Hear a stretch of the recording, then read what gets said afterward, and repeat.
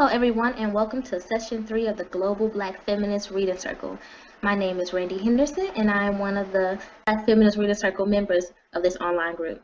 This session runs from January 20th until June 2nd and includes 2 week-long breaks. Our democratically selected reading material is Harriet A. Washington's book, Medical Apartheid, The Dark History of Medical Experimentation on Black Americans from Colonial Times to the Present.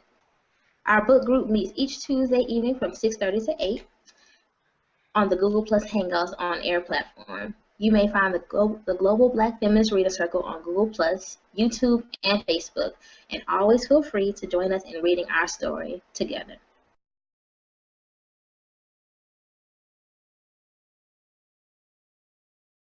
So this evening we're going to summarize and discuss Chapter 1, Medical Apartheid, The Dark History of Medical Experimentation on Black Americans from Colonial Times to the Present by Harriet Washington. We'll start off by introducing ourselves.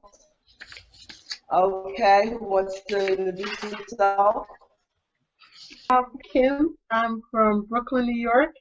My name is Georgette Moses, and I'm participating from Columbia, South Carolina.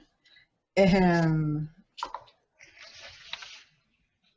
I'm glad we're on Chapter 1. And I'm looking forward to it, our discussion tonight. Welcome to the Global Black Feminist Reading Circle. My name is Michelle Odom. I'm one of the co-hosts of the group, and I am located in New York City. I think if Vanita is not able to come back in, then I will go ahead and moderate tonight's discussion.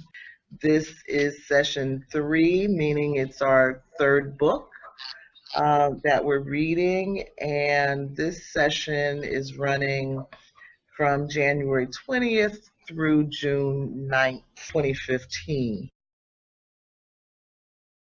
Chapter 1, Southern Discomfort, Medical Exploitation on the Plantation. In Chapter 1, Southern Discomfort, Medical Exploitation on the Plantation, author Harriet A. Washington offers an overview of early medicine in the American South. She briefs readers on the beliefs, practices, and conditions in which doctors and African Americans encountered one another.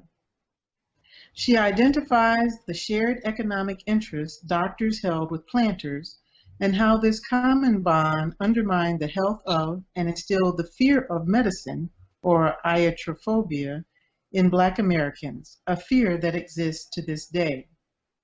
Primarily focused in the 1700s and 1800s, this chapter describes the deplorable public health practices of the era, which only worsened circumstances for the enslaved population.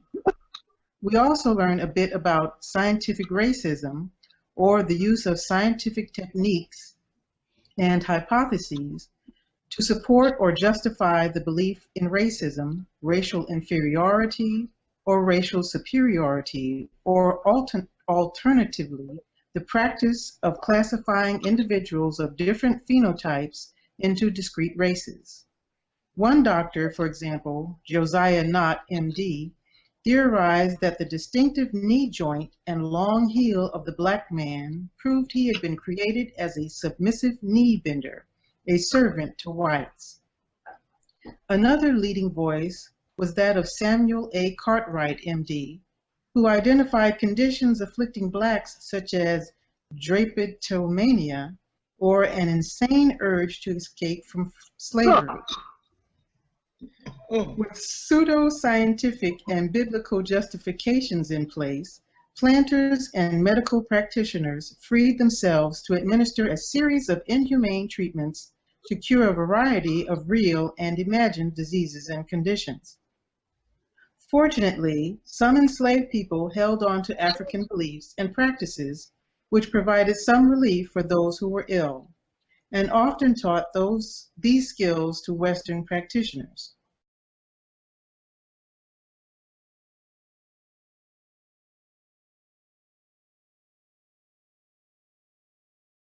Okay, C. One complaining woman was treated with a cowskin or hickory switch to scourge her. Other doctors recommended that an owner apply 9 drops of essence of rawhide or oil of hickory to the back of a sick slave.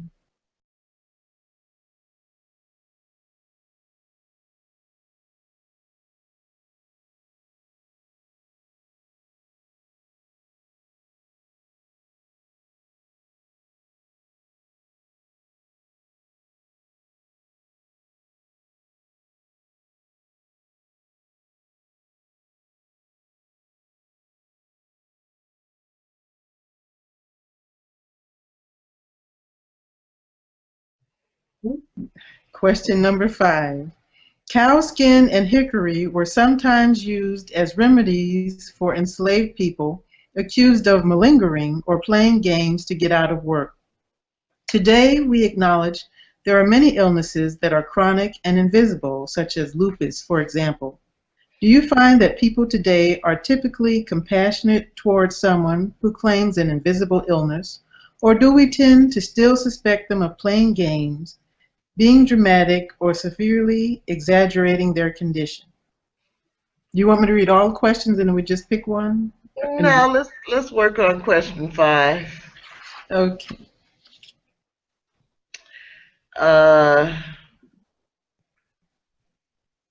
Oil of hickory. That's crazy. 9 drops of essence of rawhide. What does that mean exactly? That's like 2 ounces of silver steel in your bag. What? This is what the doctors were prescribing. God. No, you know that's crazy. Yeah, crazy. I do, but I'm sitting on the same side of the baseball arena with you, Georgia. It looks crazy to me. Shoot. What's the question? Do you find that people today are typically compassionate? No, I do not. I think we very much still don't understand. I mean, I think we're doing better as a society. I do. But I still think there's a lot of room for improvement in terms of our capacity to be sensitive and understanding toward people that that may be suffering. I mean, I've told you guys about my situation with carbon monoxide poisoning, and it wasn't something you could see. If you looked at me, I'd look pretty much like I look now, but it's not how I felt. But there are a lot of conditions where you can't physically see the evidence. But I always felt like as I was going through that situation that I'd have been so much better off with a bullet hole in my stomach. Because that seems to be what the American medical system is set up to handle. Things that you can physically see. If you can see it, then they seem to have some idea of what maybe they can do to fix it. But when it's one of these kind of chronic or invisible conditions, it's very difficult to get professional help, and it's very difficult to get even any compassion from your family and friends. That's been my experience. Anybody else? I think it depends on where you're sitting in the stadium and what kind of coverage you have, what kind of medical insurance coverage you have. I think those are the questions that change the answer dramatically. That's an excellent point. I have to admit, this question gave me PTSD. Oh my God. When I was first diagnosed with rheumatoid arthritis, my primary physician recognized it right away. She was great. Mm-hmm. But then I had to go through a whole long rigmarole of going to specialists everywhere, who they wanted to send me to. And one guy, okay, he was a white guy, and he said, "Oh, this looks like fibromyalgia to me," and he's poking me all over. I'm like, okay, well, what do I do next? Well, we're going to do some more tests. And nothing came of that. So I actually opened up my insurance, list of the rheumatologists. I'm like, I'm just picking one, and let's hope he knows what he's doing. So fortunately, I found a doctor. He's like 50 miles away, but he's good. And all the care, everybody there is good, because they realize, this is an autoimmune disease. We've been doing, not to mention that it's very lucrative. It's a lucrative illness, because I'm looking at, the benefit sheets that come from my insurance, and I'm like, I can't pay that.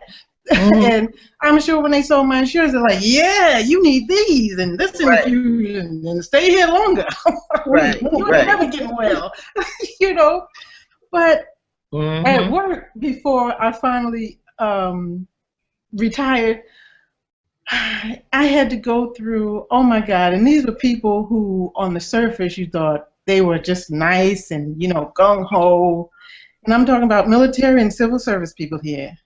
And so you expect a sort of mindset, but it wasn't. All of a sudden, I heard that lazy nigga. I'm sure. And I'm like, no, they said what? They said that lazy nigga.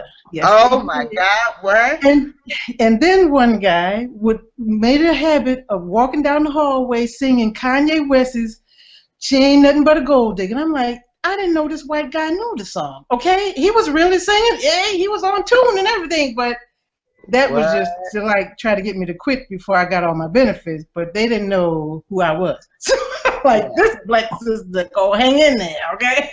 Yeah, good. But you never know. And one thing that was just so ridiculous was one guy actually came and said, my brother had rheumatoid arthritis and they gave him shots and he's just fine today. And I'm like thinking to myself, I'm looking at him saying, okay, that's fine, that's beautiful, and thinking to myself, what makes you think that every person is going to respond to the same medical, remedy? Okay, that's your brother. You whole different set of gene pools and environmental exposures. Okay, they don't even really know what causes many of these diseases.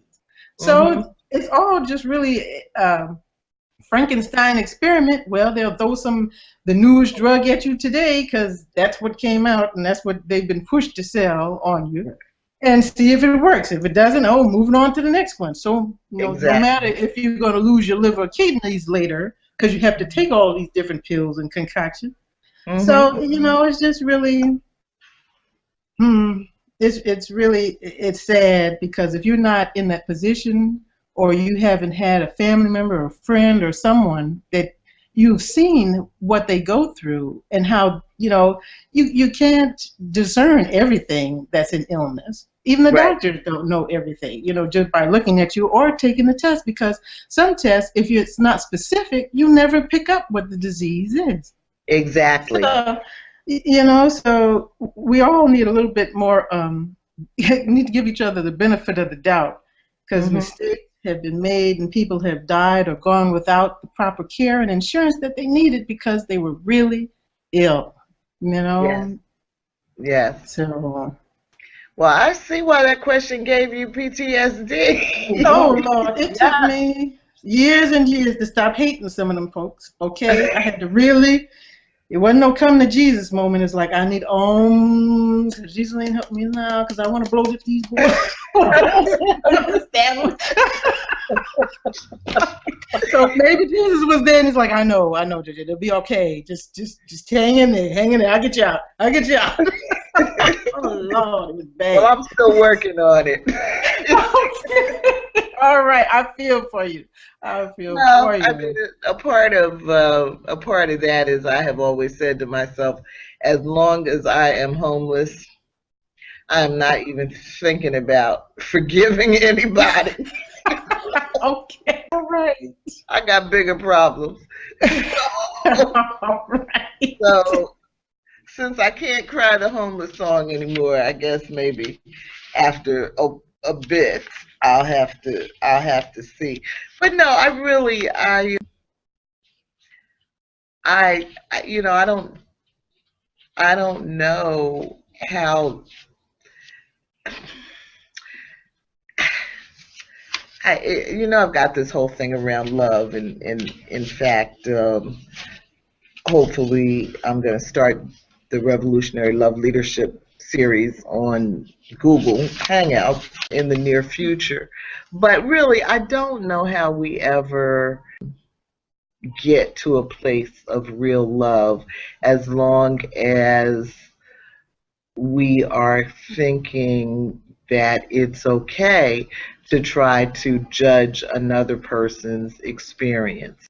Yes, some people are going to be lazy, some people are going to be malingering, some people are going to be gold diggers, some people are going to be all of that. But we simply don't have the skills. We simply don't have the power to see what is really going on internally with people. And human beings are so incredibly complex. And just like you said, Georgette, just because something worked for one person doesn't mean it's going to work for another person.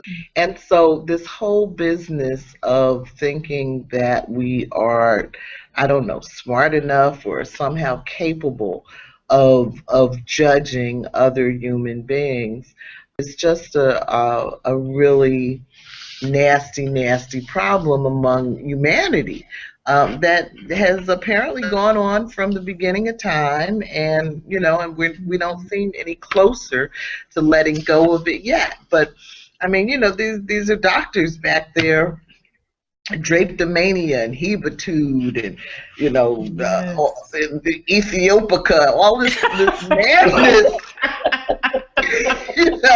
because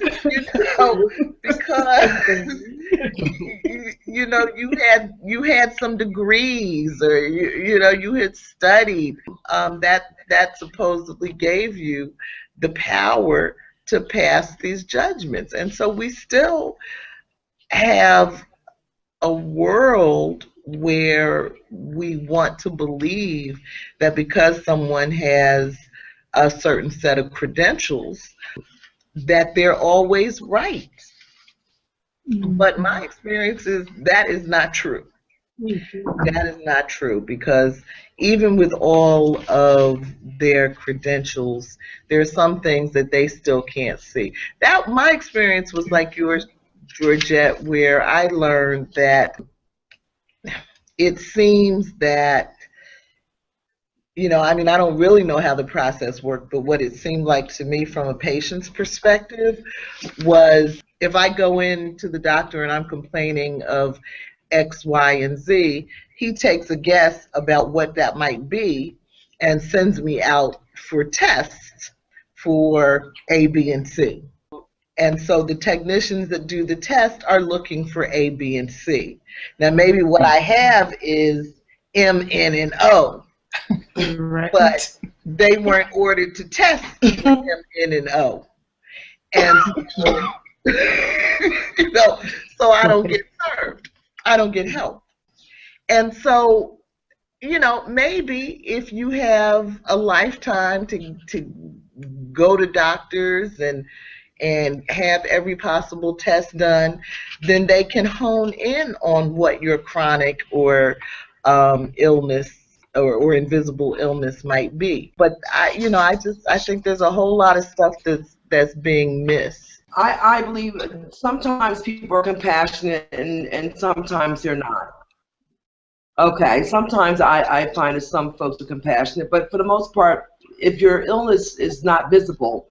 We lost you. Oh, well, that's her topic. Yes. I was so happy to see her come in just as we were discussing. Yeah. Well, maybe we can come back to it when she comes back on. Yeah. I will say she has done well with the doctors that she has found to work with that. So that's, you know, so that's good. At least they recognize what she has and have therefore, you know, been able to kind of guide her healing. Yes, that's extremely important. Yeah, yeah.